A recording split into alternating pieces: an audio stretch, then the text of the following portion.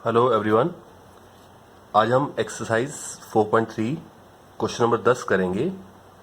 Question number 10 बिल्कुल वैसा ही है जैसा हमने क्वेश्चन नंबर 8 किया था। इंपॉर्टेंट क्वेश्चन है, ध्यान से समझेंगे। स्टेटमेंट को देखते हैं पहले। कहता है कि मैसूर और बेंगलोर दो शहर हैं। मैसूर और बेंगलोर के बीच जो दूरी है 132 किलोमीटर। 132 किलोमीटर की यात्रा करने में एक तो है एक्सप्रेस रेलगाड़ी, इसकी स्पीड ज़्यादा होगी, और एक है सवारी गाड़ी।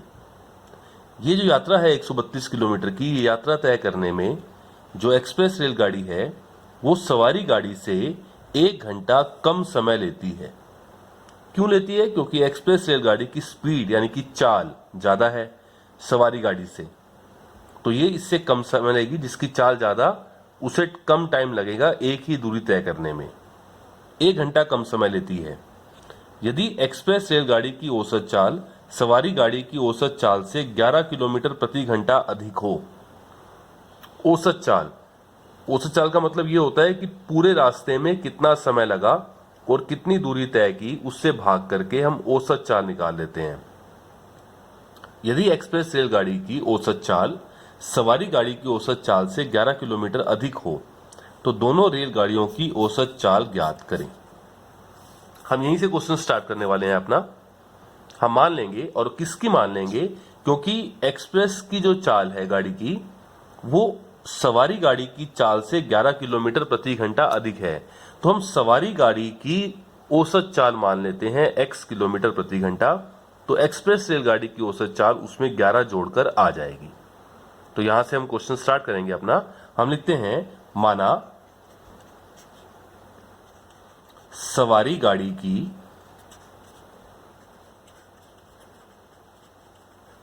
औसत चाल बराबरे x किलोमीटर प्रति घंटा।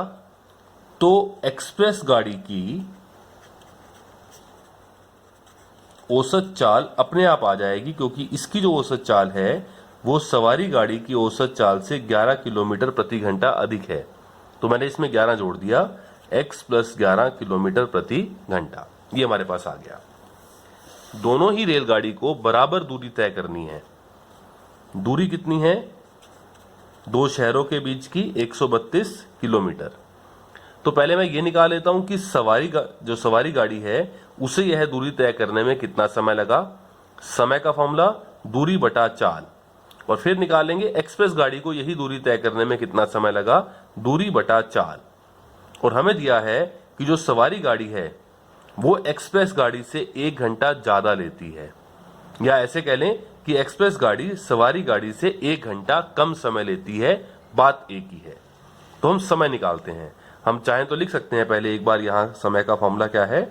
समय बराबर होता है दूरी बटा चाल। तो यहां लिख देंगे हम, पहले निकालते हैं सवारी गाड़ी द्वारा लिया गया समय, दूरी बटा चाल। दूरी कितनी है? 132 किलोमीटर तय की है। और चाल कितनी है? चाल है सवारी गाड़ी की x किलोमीटर प्रति घंटा। तो सवारी गाड़ी को 132 किलोमीटर की दूरी तय करने में इतना समय लग गया, और ये समय किसमें है? घंटों में। इसी तरह हम निकालते हैं कि एक्सप्रेस गाड़ी ने कितना समय लिया। एक्सप्रेस गाड़ी द्वारा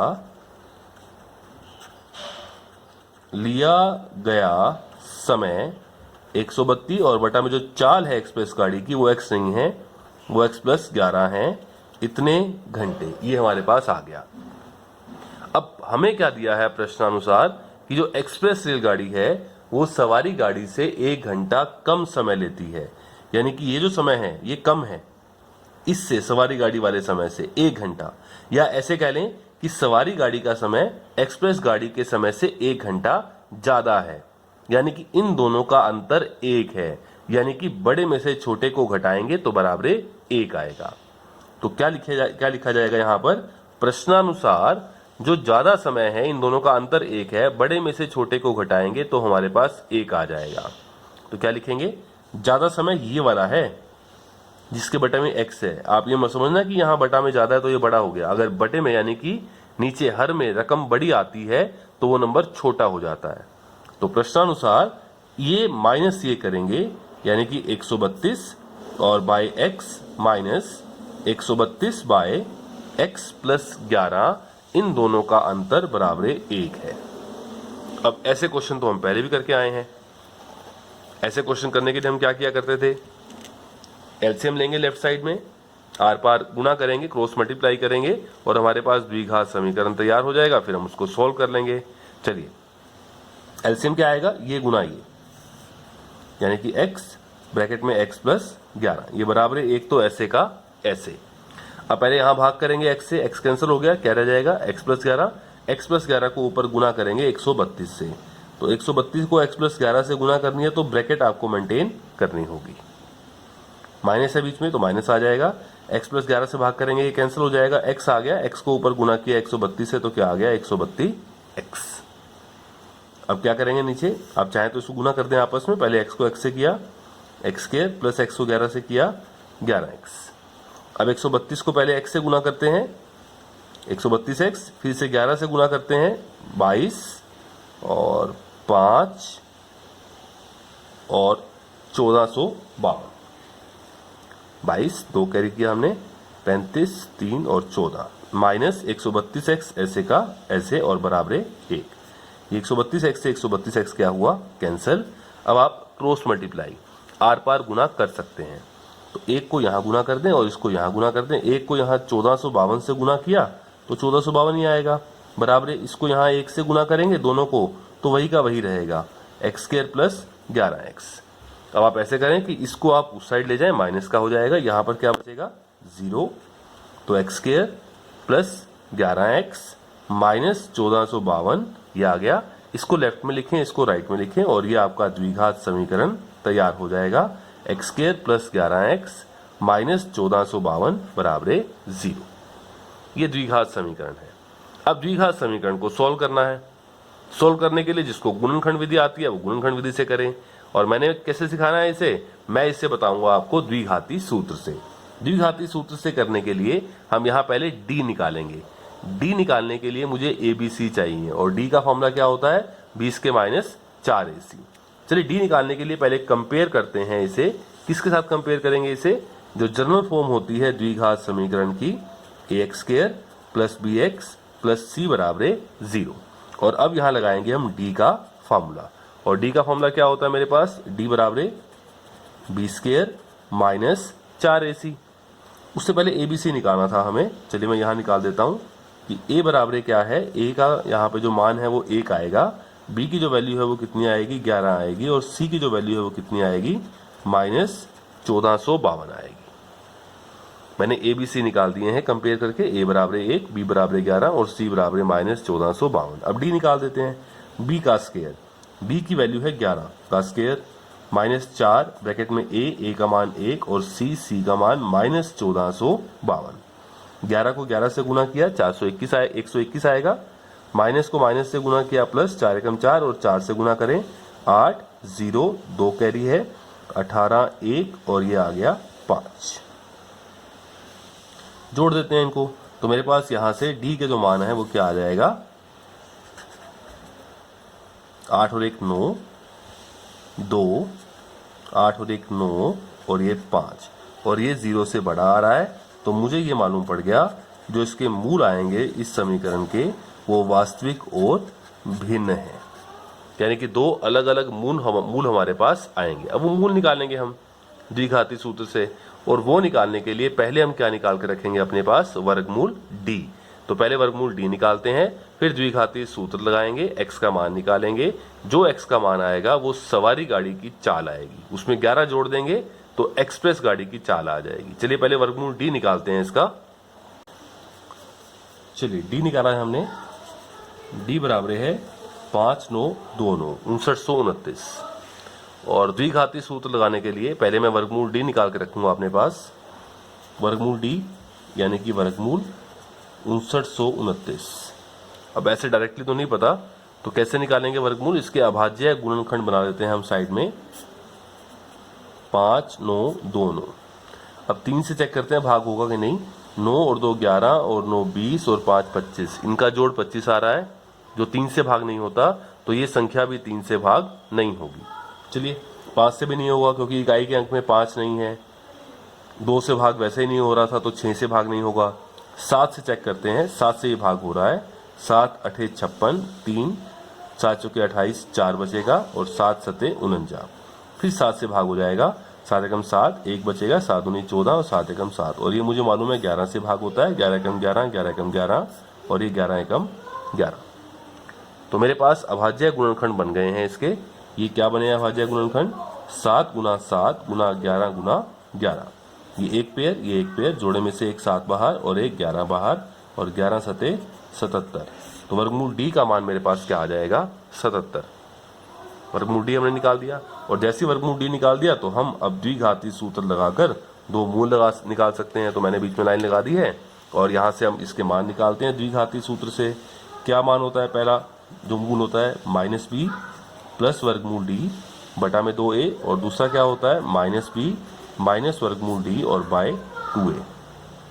वैल्यूज पुट करेंगे इनकी, ये बराबरी का निशान है, ये माइनस। अच्छा, a b और c के मान, a और b का मान चाहिए इसमें मुझे। मैंने निकाल रखा था पहले ही कि मेरे पास a का मान कितना है? 1 है, और b का मान कितना है? 11। तो यहाँ वैल्यू पुट करते हैं। b का मान है 11 प्लस वर्गमूल d का मान है 77 बाय 2a, a का मान है 1। तो ये बड़ी रकम प्लस की है, एक माइनस है एक प्लस है, बड़ी रकम प्लस की है तो निशान प्लस का आएगा, और बड़े में से छोटे को घटा देंगे तो क्या आएगा? 66 बटे में 2, और ये कैंसिल होगा तो क्या आएगा? 33। तो मेरे पास x बराबर आ गया 33, यानी कि सवारी गाड़ी की जो चाल है वो कितनी आ चुकी है? 33 किलोमीटर प्रति घंटा। लेकिन हो सकता है दो आंसर आ जाएं, दूसरा मूल देखते हैं अभी। तो यहाँ वैल्यूज पुट करेंगे, माइनस b का मान है 11 माइनस वर्गमूल d का मान है 77 बटा 2a, a का मान है 1। दोनों माइनस हैं तो निशान माइनस का, लेकिन दोनों जुड़ जाएंगे, और नीचे 2 एकम 2 और ये कैंसिल होगा 4 4, तो x आएगा -4। x का मतलब क्या था? सवारी गाड़ी की औसत चाल वो माइनस में आ रही है, ऐसा तो नहीं हो सकता, तो ये क्या हुआ? असंभव। इसलिए मैंने इसे क्या कर दिया? रिजेक्ट। तो इसलिए जो हमारा x का मान है वो कितना आया है? 33 आया। अब x का मतलब क्या था? हमें तो दोनों रेलगाड़ियों की औसत चाल ज्ञात करनी थी। x हमने क्या माना था स्टार्टिंग में ही? x माना है सवारी गाड़ी की चाल, औसत चाल x, तो कितनी आ गई है? 33 किलोमीटर प्रति घंटा, और एक्सप्रेस गाड़ी की औसत चाल इसमें 11 जोड़कर 44 किलोमीटर प्रति घंटा। तो ये दो आपके आंसर आएंगे। शब्दों वाले सवाल के जो आंसर है लास्ट में, वो शब्दों में ही दे के आने होते हैं हमें। तो हम आंसर क्या देंगे इसका? हम लिख देंगे x का मतलब है सवारी गाड़ी की औसत चाल बराबर x का मतलब 33 किलोमीटर प्रति घंटा, और एक्सप्रेस गाड़ी की औसत चाल बराबर x प्लस 11, 33 प्लस 11 यानी कि 44 किलोमीटर प्रति घंटा। ये क्वेश्चन यहाँ खत्म होता है आपका, राइट। हाँ, आप चाहें लास्ट में, आपके पास कुछ समय बचा है 1-2 मिनट का, आप चाहें अपना आंसर चेक कर सकते हैं कि आपने जो अटेम्प्ट किया है वो ठीक है या नहीं है। आप चेक कैसे कर सकते हैं? दोनों रेलगाड़ियों द्वारा निकाला गया समय निकालें, और समय का फॉर्मूला मैंने बताया है आपको, दूरी बटा चाल। तो अगर मैं पहले सवारी गाड़ी की बात करूं तो उसे कितना समय लगा? दूरी 132 है, और बाय चाल, चाल कितनी है सवारी गाड़ी की? 33 किलोमीटर। आप 11 से कैंसिल करें, 11 3 33, 1 2 3 एकम 3 और 3 चौके 12। तो सवारी गाड़ी को कितना समय लगा है? 4 घंटे। और उतनी ही दूरी तय करने में एक्सप्रेस गाड़ी को कितना समय लगा है वो भी निकालें। समय, दूरी 132 और बटा उसकी जो चाल है वो कितनी है? 44। 11 कम 11, 11 दूनी 22, और ये 4 पे और ये गया 3 पे, तो 3 घंटे। और यही वो कह रहा था कि 132 किलोमीटर की दूरी तय करने में जो एक्सप्रेस रेलगाड़ी है वो सवारी गाड़ी से 1 घंटा कम समय लेती है। आप देख पा रहे हैं कि ये 3 घंटे हैं और ये के 4 घंटे हैं, 1 घंटे का अंतर है। तो इसका मतलब ये हुआ कि आपने जो अटेम्प्ट किया है वो बिल्कुल ठीक है। आप 1 मिनट में चेक कर सकते हैं अपना आंसर। चलिए, ये हुआ क्वेश्चन नंबर 10। एक लास्ट क्वेश्चन है एक्सरसाइज का, उसके बाद ये एक्सरसाइज 4.3 हमारी कंप्लीट हो जाएगी। वो करते हैं क्वेश्चन नंबर 11।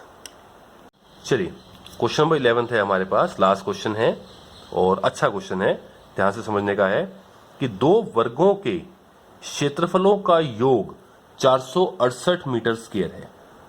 दो वर्ग हैं, वर्ग का क्षेत्रफल क्या होता है? भुजा गुना भुजा। दो वर्गों के क्षेत्रफलों का जोड़ कितना है? 468 मीटर स्क्वायर है। 468 मीटर स्क्वायर दो वर्गों के क्षेत्रफलों का योग है। ये पहली शर्त है। यहां से हम पहला समीकरण बनाने वाले हैं। यदि उनके परिमापों का अंतर, अब परिमाप क्या होता है? जो हमारे पास परिमाप होता है, वर्ग का परिमाप 4 गुना भुजा, उनके परिमापों का अंतर 24 मीटर है। यानी कि एक वर्ग का परिमाप ज्यादा आएगा। इसका अंतर का मतलब यही हुआ कि एक वर्ग का परिमाप ज्यादा आएगा, एक वर्ग का परिमाप कम आएगा। बड़े परिमाप में से छोटा परिमाप आप घटाएंगे तो 24 आएगा। परिमाप किसका बड़ा होगा? जिसकी भुजा बड़ी होगी। यानी कि एक वर्ग बड़ी भुजा का होगा, एक वर्ग छोटी भुजा का होगा। तो आप दोनों वर्गों की भुजाएं ज्ञात करें। तो यहां पर कोई ऐसी सीधी शर्त नहीं है कि एक की भुजा और दूसरी की भुजा में क्या रिलेशन है। तो अभी फिलहाल हम दो अलग अलग चर राशि से स्टार्ट करते हैं। एक को हम x मान लेंगे और एक को हम y मान लेते हैं। अब किसी को बड़ा किसी को छोटा कहना पड़ेगा आपको, क्योंकि परिमापों का अंतर 24 है। तो मैं ये मान लेता हूं कि माना बड़े वर्ग की भुजा बराबर x और सारा कुछ मीटर में है, तो उसको मीटर में मान लिया जाएगा। तो कैसे लिखते हैं? माना बड़े वर्ग की भुजा बराबर x मीटर और माना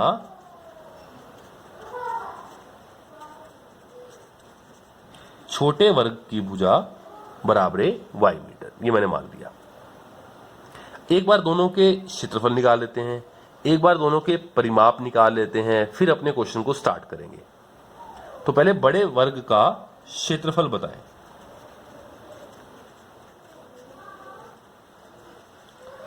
ये होता है हमेशा भुजा गुना भुजा या भुजा की शक्ति 2 कह लेते हैं। तो इसकी भुजा है x, तो इसका क्षेत्रफल क्या हो जाएगा? x square. और इसका जो मात्रक है वो क्या आएगा? वर्ग मीटर। वर्ग मीटर का मतलब मीटर स्क्वायर। ऐसे हम निकाल लेते हैं छोटे वर्ग का क्षेत्रफल, वो क्या आ जाएगा? भुजा का वर्ग यानी कि y स्क्वायर।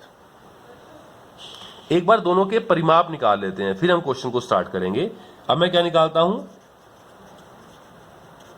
बड़े वर्ग का परिमाप ये होता है 4 गुना भुजा। तो भुजा है x, तो क्या हो जाएगा? 4x। और इसी फॉर्मूले से जो छोटा वर्ग है, छोटे वर्ग का परिमाप क्या आ जाएगा हमारे पास, वो भी निकाल देते हैं। छोटे वर्ग का परिमाप 4 गुना भुजा 4y, और ये हमारे पास मीटर में आएंगे। और क्षेत्रफल किस में होते हैं हमारे पास? मीटर स्क्वायर यानी कि वर्ग मीटर में। अब आते हैं पहली शर्त के अनुसार।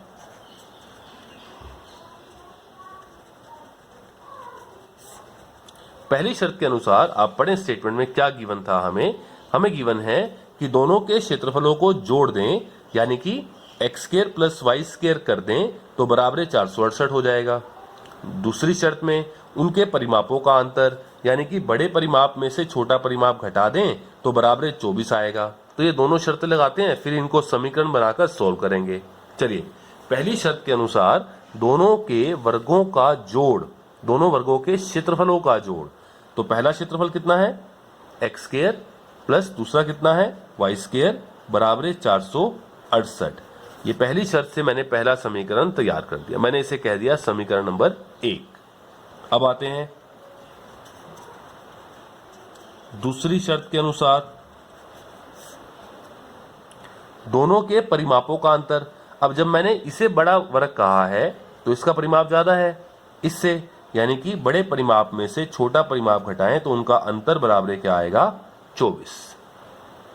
अब यहां भी आप थोड़ा इसको सिंप्लीफाई कर सकते हैं। लेफ्ट साइड में से 4 कॉमन निकालकर x माइनस वाई बराबर 24, और एक गुना का 4 है वहां जाके डिवाइड हो जाएगा, भाग में हो जाएगा।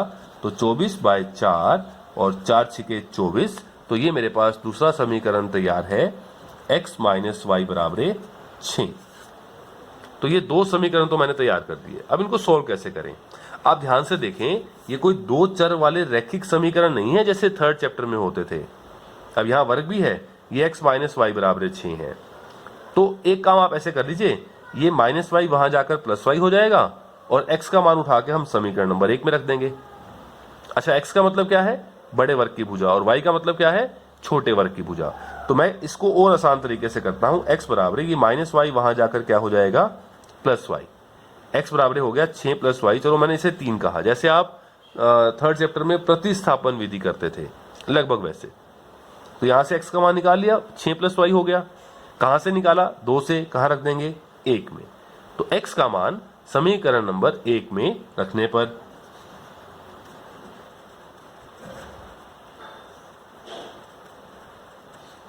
जहां जहां x है वहां पर हम रख देंगे 6 प्लस वाई। तो x स्क्वायर, x की जगह 6 प्लस वाई का वर्ग प्लस वाई स्क्वायर ऐसे का ऐसे बराबर 468। यहां वर्ग करते हैं a प्लस बी का स्क्वायर। अच्छा, a प्लस बी का स्क्वायर मालूम है हमें क्या होता है? a square plus B square plus 2ab।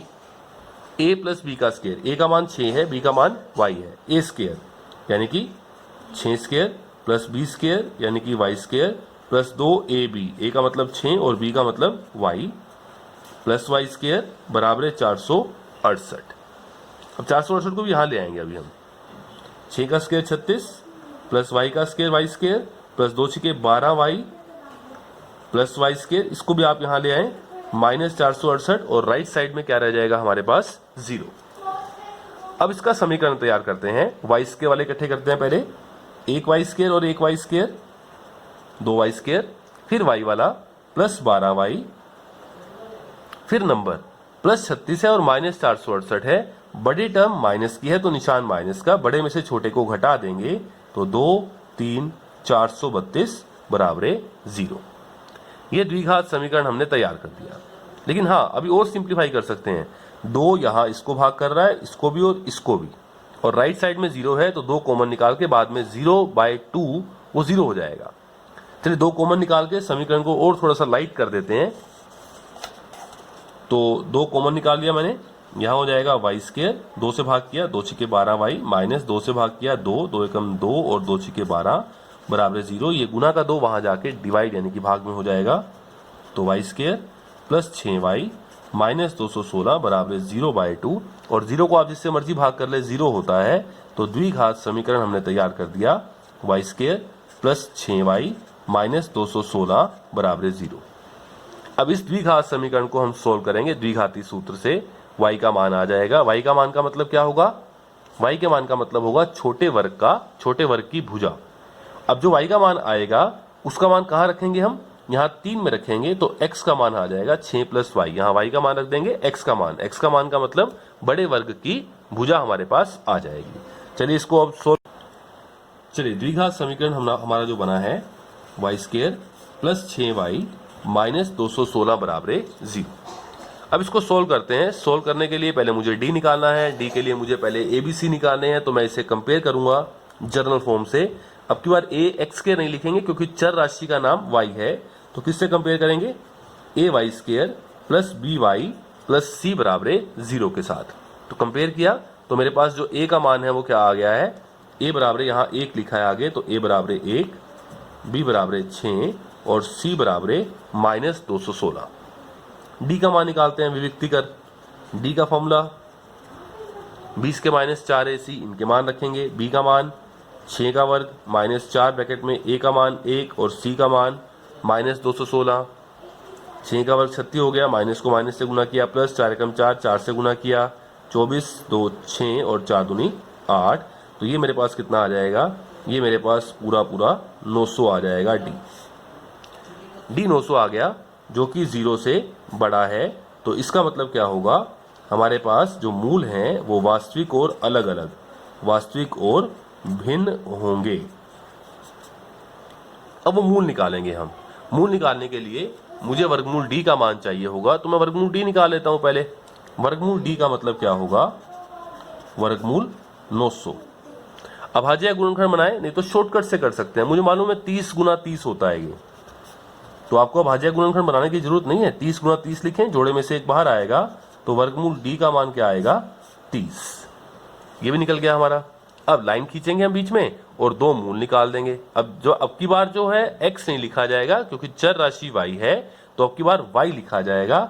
तो जो द्विघाती सूत्र में लाइन खींचेंगे बीच में, और y का मान पहला मूल आएगा -b प्लस वर्गमूल d बटा में 2a, और दूसरा आएगा -b माइनस वर्गमूल d बटा में 2a। चलिए इनकी वैल्यूज पुट करते हैं बराबर। -b का मान था 6 प्लस वर्गमूल d मैंने अभी निकाला है 30 बटा में 2a का मान है 1। अब ये माइनस है, ये प्लस है, बड़ी टर्म प्लस की है तो निशान प्लस का, और 30 में से 6 गया 24/2, और ये कैंसिल हुआ 12। तो y बराबर क्या आ गया मेरे पास 12, यानी कि छोटे वर्ग की भुजा बराबर 12 मीटर। यहां से एक और मान भी आ सकता है, देखते हैं क्या मान आता है यहां से। -b का मान 6 माइनस वर्गमूल d का मान 30, 2a का मान 1। दोनों माइनस के हैं तो निशान माइनस का, लेकिन दोनों जुड़ जाएंगे बटा में 2, और ये कैंसिल हुआ 18 पे, तो y बराबर -18। अब y क्या है, छोटे वर्ग की भुजा, और वर्ग की भुजा कभी माइनस में तो आ नहीं सकती, तो ये असंभव है, इसलिए इसको रिजेक्ट, कारण के साथ रिजेक्ट किया कि जो छोटे वर्ग की भुजा है कभी माइनस में नहीं आएगी। तो हमारे आंसर आ चुके हैं y का मान 12, y का मान 12। अच्छा, y का मान कहाँ रखेंगे कि x का मान आ जाए, यही लाइन खींचे करते हैं। y का मान समीकरण नंबर 3 में रखने पर, और समीकरण नंबर 3 में हमने x का मान निकाला था 6 + y, तो यहाँ पे y का मान रखेंगे 12, तो ये आएगा 18। तो x कितना आ चुका है, y आ चुका है 12 मीटर और x आ चुका है 18 मीटर। अब इनका मतलब क्या है, वर्ड प्रॉब्लम है तो शब्दों में आपको आंसर देना है।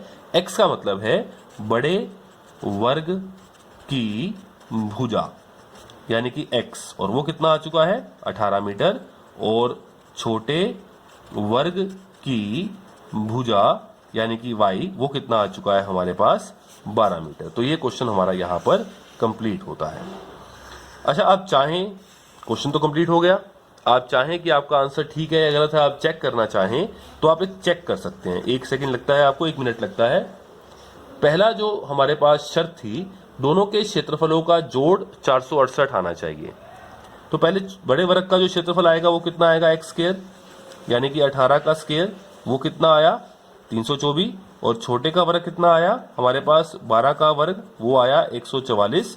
दोनों को जोड़ दें 8, 6, 4, तो दोनों वर्गों के क्षेत्रफलों का जोड़ कितना आ चुका है 468 मीटर स्क्वायर। पहली शर्त ठीक है।